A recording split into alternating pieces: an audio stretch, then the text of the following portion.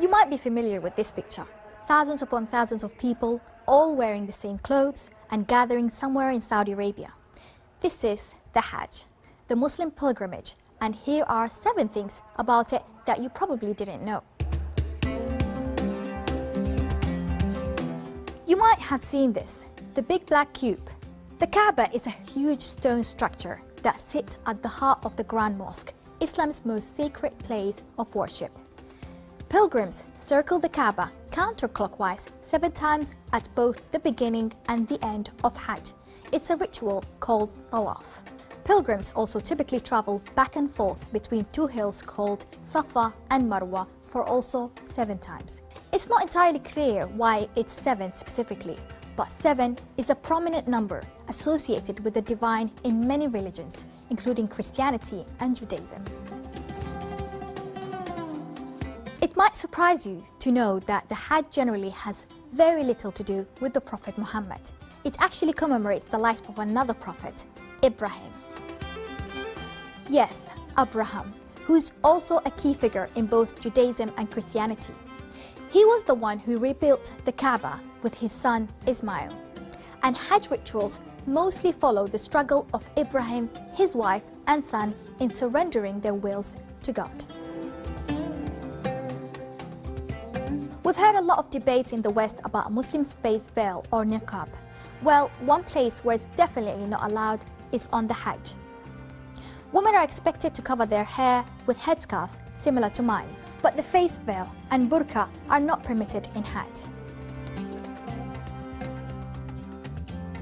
You know what else?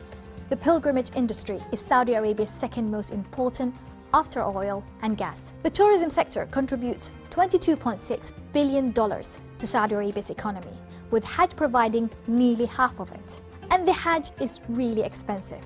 The average price of a Hajj package ranges between $4,000 up to $10,000 here in the UK. Selfies, not welcomed in Hajj. The Saudi authorities forbid taking photographs, whether with camera or a mobile phone, at some of the holy sites.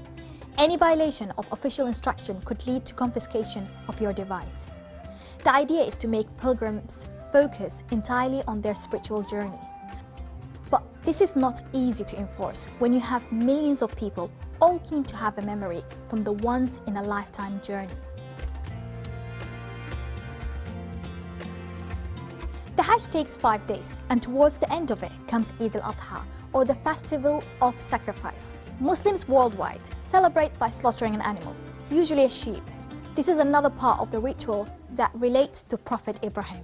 It commemorates the willingness of Ibrahim to sacrifice his son Ismail as an act of obedience to God before God intervened to provide him with a ram to sacrifice instead.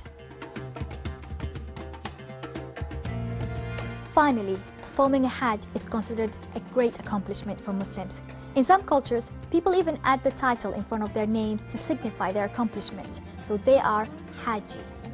The Hajj absolves Muslims of past sins, so before the Hajji-to-be travels to Mecca, it's very common for people to ask their relatives, friends and acquaintances to forgive them.